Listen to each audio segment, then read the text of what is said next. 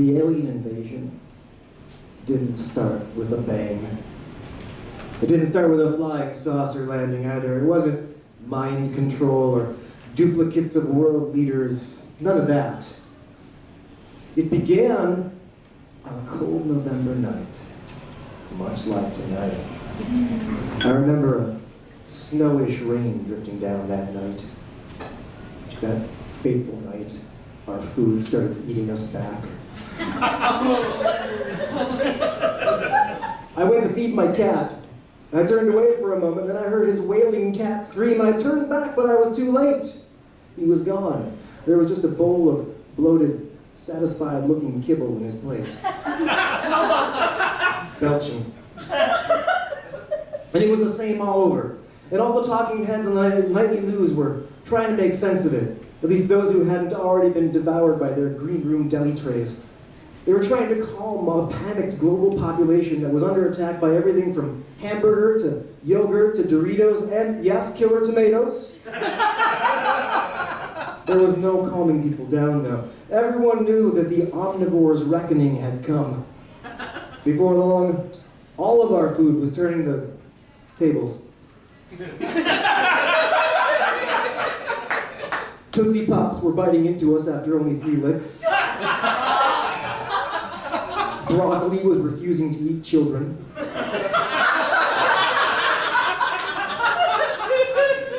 Eggs were having menstrual blood for breakfast.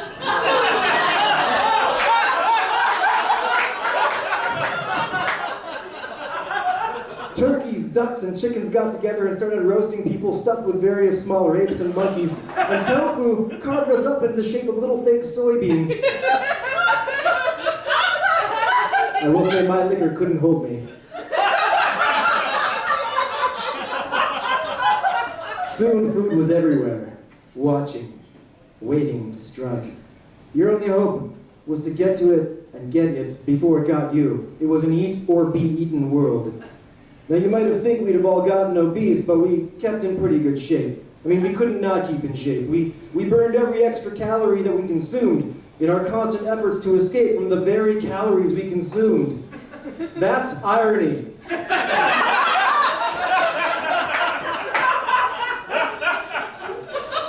Now, if our food had only realized that all it needed to do was stop chasing us, let us relax a little so our metabolisms could slow back down, then we wouldn't have been such a danger to it. I mean, obviously we'd have to eat some of it, but not all of it. We could maybe just pick one thing, like protein shakes or Nutri-Grain bars or something like that. The rest of our food could live in peace. And maybe the food would have to keep eating us too. Then maybe we could come to some kind of agreement. I don't know, maybe we'd find an acceptable sacrifice for the sake of peace. Maybe we could isolate the people who did the least for society and feed them to the food. You know, the people who stand in the way of progress, the real dregs of humanity. Middle managers, lawyers, storytellers. Maybe if each side could just agree on that one sacrifice, the rest of us could all go on living together. But that probably wasn't going to happen. I mean, we couldn't communicate with our food. No one even knew if it could talk, really. Oh, maybe the smart water. I mean, that stuff screamed when you drank it. But everything else, I mean, the only way you ever saw any food with its mouth open was when it didn't have the manners to chew with it closed. And if you were ever around some food long enough to try and talk to it anyway, it ate you. And even if it could talk, it wouldn't. And we would never understand why. That is, until I came across a pot of honey that ate too much and got stuck trying to climb through a window.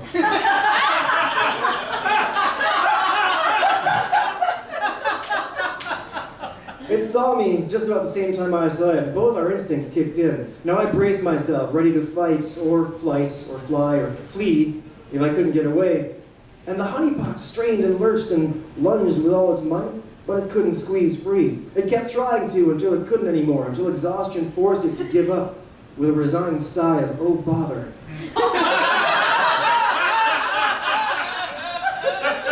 And that was when I realized it could speak.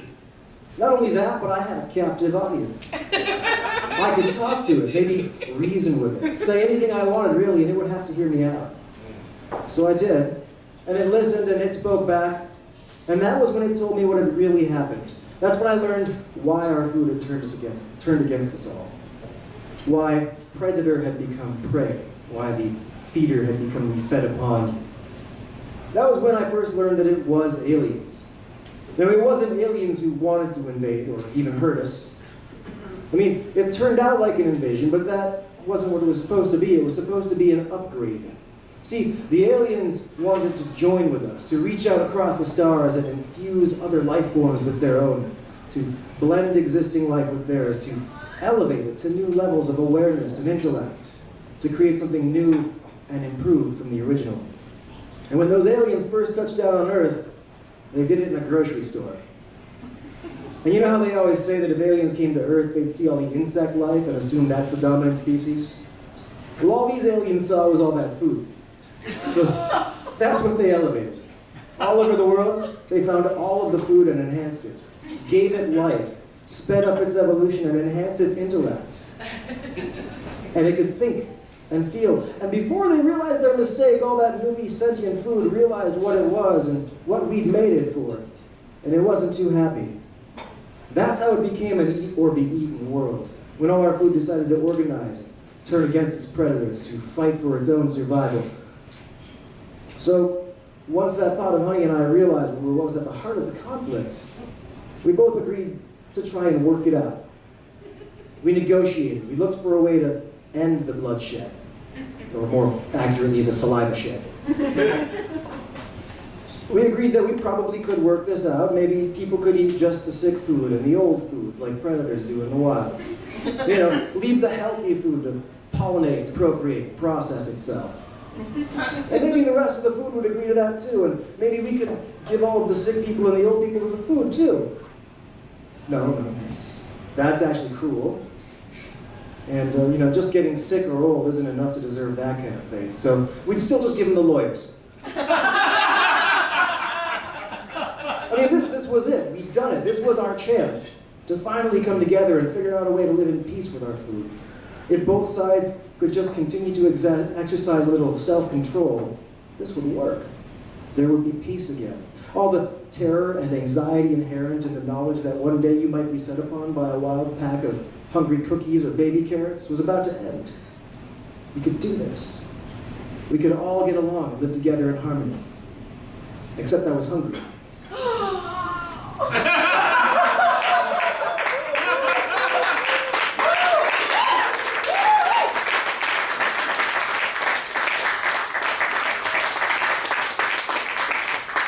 Every time I'm here, I look at the two guys in the red sweaters with the sashes, and I think they're in a Star Trek movie.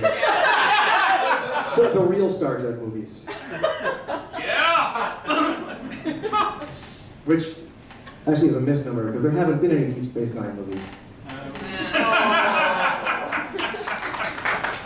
So, when I was talking to my editor with my first book, he said, "This is a great story," and I was like, "I know."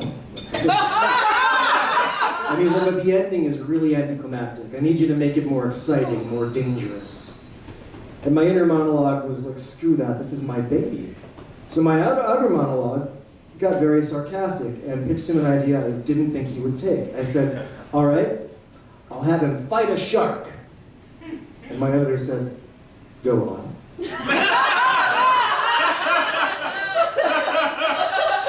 So that's why, for no apparent reason, at the end of my first book, the protagonist has to fight a shark with his bare hands.